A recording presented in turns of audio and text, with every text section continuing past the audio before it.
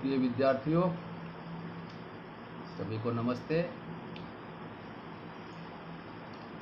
MA final political science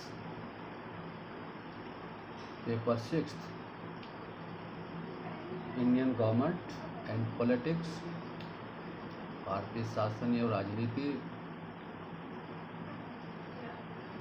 अगला topic है the president, राष्ट्रपति। देखिए, इससे पहले के जो टॉपिक थे उन सब की वीडियो और एक कंटेंट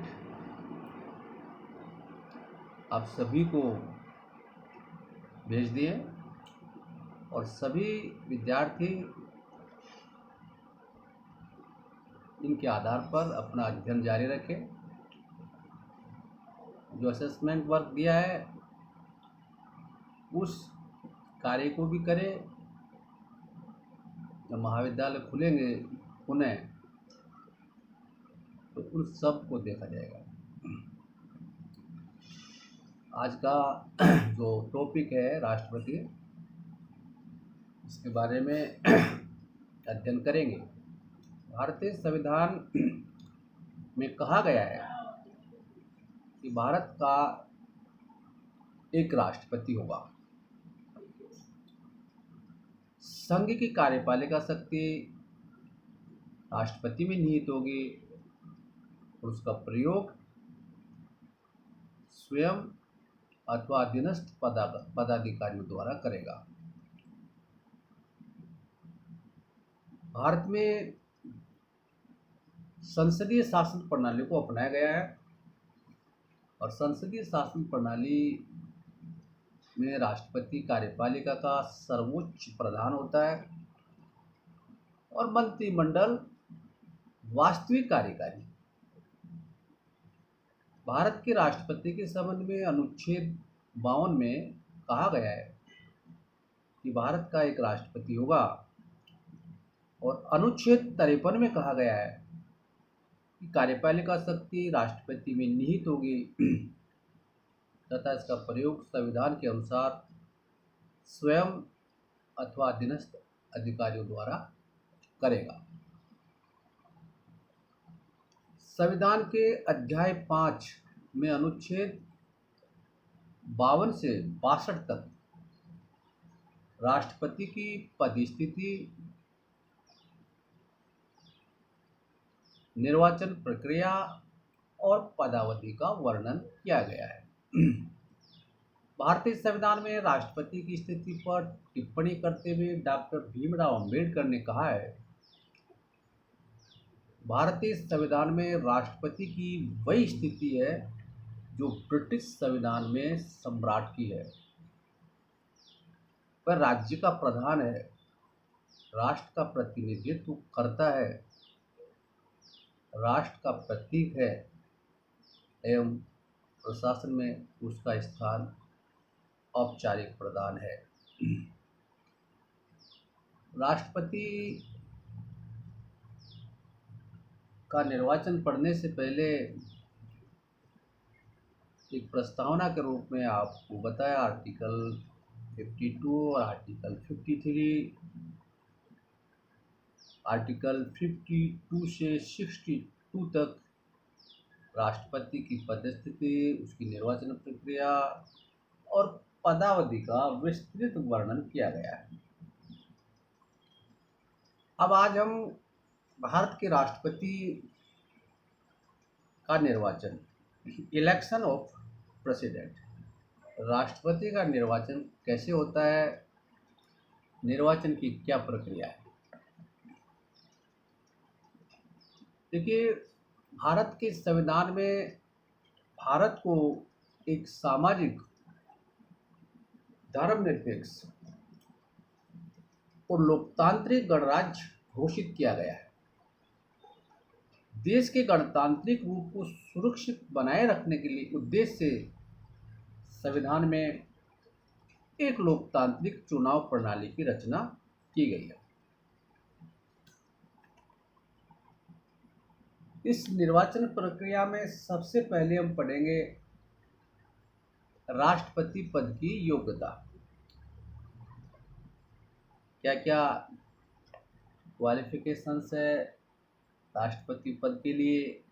अगर कोई व्यक्ति भारत का राष्ट्रपति बनने की इच्छुक है तो उसमें निम्नलिखित योग्यता होना आवश्यक है। जैसे वो भारत का नागरिक हो, 35 वर्ष की आयु प्राप्त कर चुका हो, लोकसभा का सदस्य निर्वाचित होने की योग्यता रखता हो, वह किसी संघ या राज्य के किसी लाभ के पद पर न हो, वह लोकसभा या राज्यसभा का सदस्य न हो। अनुच्छेद इसमें चुनाव प्रक्रिया में जो पहला स्टेप आता है कि उसकी क्वालिफिकेशंस क्या होनी चाहिए, उस क्वालिफिकेशंस के बारे में निश्चित है ये योग्यताएं हों वो व्यक्ति राष्ट्रपति का चुनाव लड़ सकता है। दूसरा स्टेज इसमें होता है नामांकन। देखिए, राष्ट्रपति पद के प्रत्याशी के लिए आवश्यक है कि उसका नामांकन पत्र कम से कम 50 निर्वाचकों द्वारा प्रस्तावित तथा अनुमोदित किया जावे तथा उसके लिए 15,000 रुपये की धनराशि जमानत के रूप में की जाए। यदि किसी प्रत्याशी को कुल मतों के 6ठे भाग के बराबर मत नहीं मिलेंगे तो उसकी जमानत राशि जब्त कर ली जाएगी। अगला स्टेप निर्वाचक मंडल, आर्टिकल 54 अनुच्छेद 54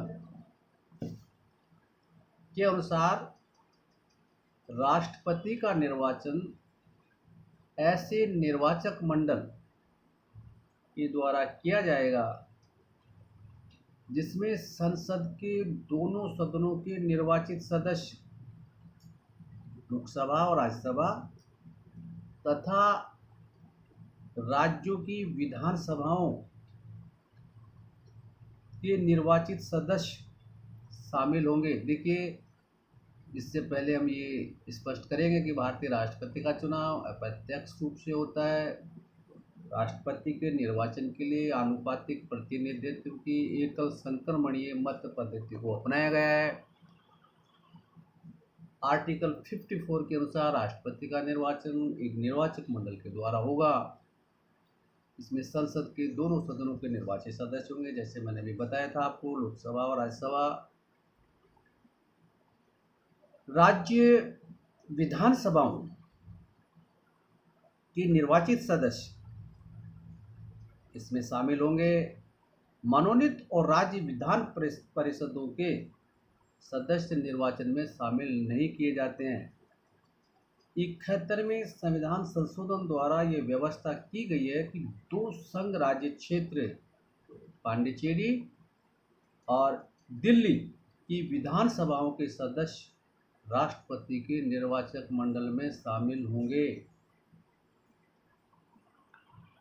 अगला स्टेप आता है इसका निर्वाचन पद्धति। भारत के राष्ट्रपति का चुनाव जनता द्वारा अप्रत्यक्ष रूप से होता है। निर्वाचन पद्धति की प्रमुख बातें इस प्रकार है। संविधान के अनुच्छेद 55 के अनुसार ये चुनाव एकल संक्रमणीय मत पद्धति द्वारा होता है। Single transferable vote system. चुनाव में आनुपातिक प्रतिनिधित्व प्रणाली को अपनाया गया है। मतदान गुप्त होता है। निर्वाचक मंडल के प्रत्येक सदस्य को एक एक मत देने से राज्यों की विधानसभाओं के सदस्य बहुमत में होने के कारण सदा ऐसे व्यक्ति को राष्ट्रपति चुन सकते थे इसे संसद सदस्य नहीं चुनना चाहते। अतः राज्यों के मध्य एकरूपता तथा संघ और राज्यों के बीच समानता लाने के उद्देश्य से राष्ट्रपति के निर्वाचन के लिए एक विशेष पद्धति अपनाई गई है। वो विशेष पद्धति है न्यूनतम कोटा का निर्धारण। देखिए, चुनाव में सफलता प्राप्त करने के लिए उम्मीदवार के लिए न्यूनतम कोटा के वोट प्राप्त करना आवश्यक होगा। न्यूनतम कोटा निर्धारित करने के लिए निम्नांकित सूत्र अपनाया गया है। जैसे न्यूनतम कोटा बराबर दिए गए मतों की संख्या अपॉन निर्वाचित होने वाले प्रतिनिधियों की संख्या प्लस 1 और उसके बाद इसमें प्लस 1 जोड़ा जाएगा। न्यूनतम कोटा की व्यवस्था इसलिए दी गई है ताकि स्पष्ट बहुमत प्राप्त करने वाले व्यक्ति को ही राष्ट्रपति का पद प्राप्त हो सके। किसी राज्य की विधानसभा के प्रत्येक निर्वाचित सदस्य के मत का मूल्य,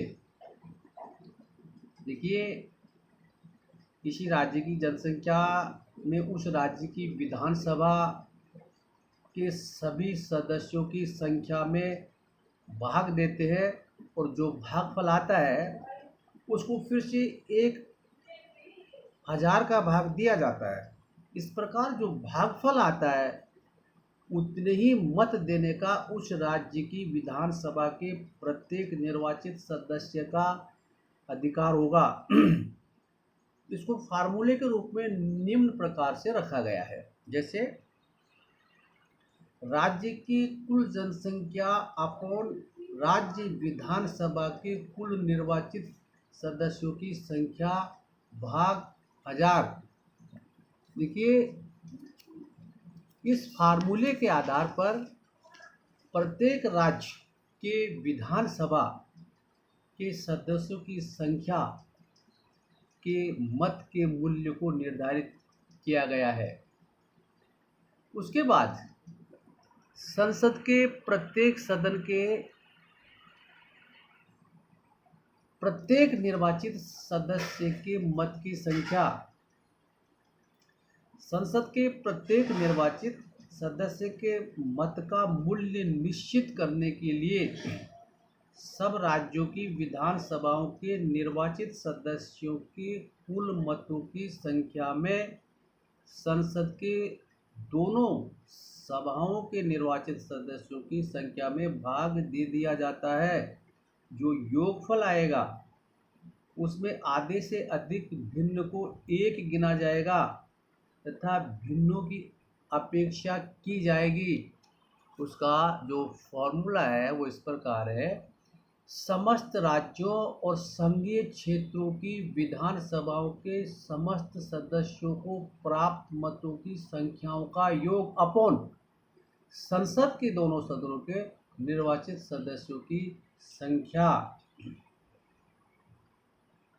इसके बाद नेक्स्ट स्टेज आता है एकल संक्रमणीय मत पद्धति। अनुच्छेद 55 राष्ट्रपति का चुनाव एकल संक्रमणीय मत पद्धति द्वारा होता है।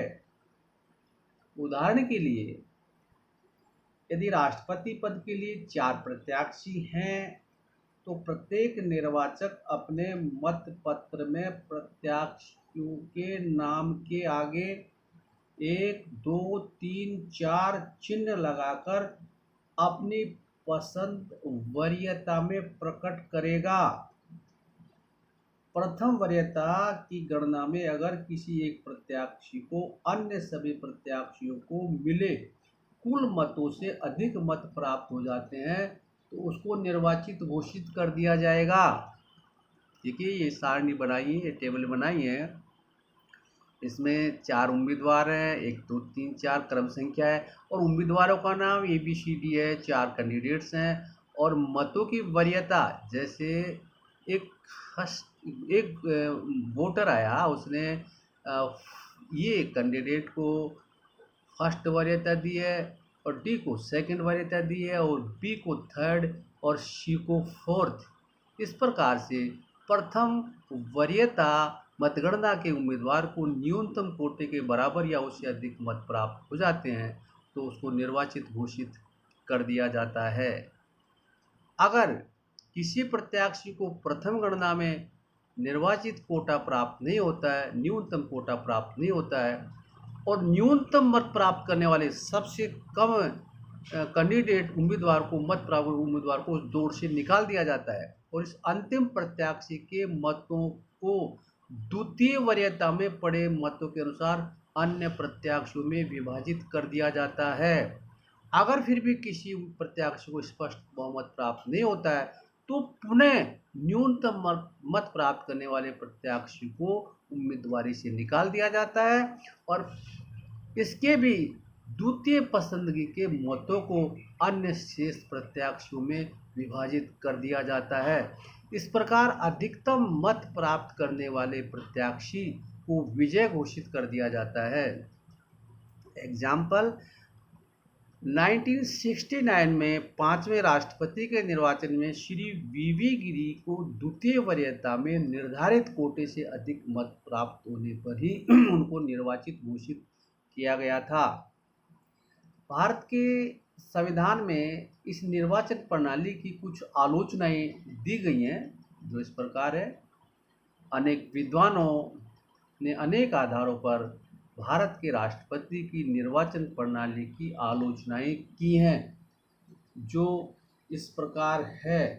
उन्होंने इस निर्वाचन प्रणाली की आलोचना की और ये कहा कि संविधान में इस तरीके की जो निर्वाचन प्रणाली का प्रावधान किया गया है वो गलत है। जैसे आनुपातिक प्रतिनिधित्व तथा एकल संक्रमणीय प्रणाली का उल्लेख अनुचित है। देखिए, आलोचकों ने कहा है कि राष्ट्रपति के चुनाव में आनुपातिक प्रतिनिधित्व और एकल संक्रमणीय मत पद्धति का उल्लेख गलत है। इस प्रकार की प्रणाली में कम से कम 2 प्रतिनिधि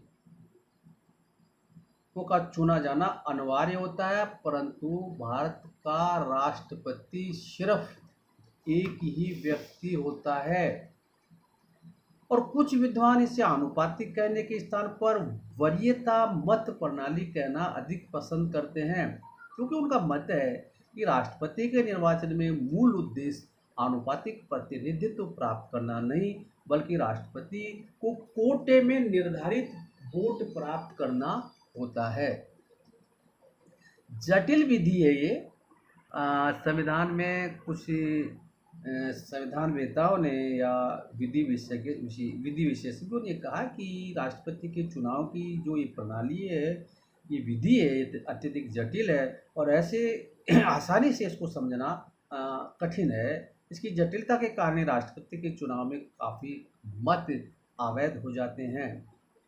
अस्पष्टता भी एक आलोचना दी गई है कि कुछ विद्वानों का मत है कि इस निर्वाचन प्रणाली में ये अस्पष्टता पाई जाती है।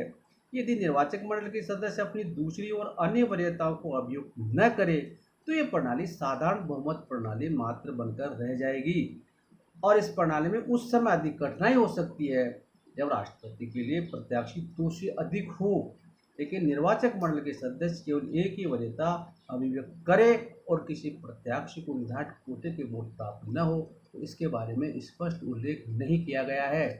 दलीय राजनीति से मुक्त नहीं।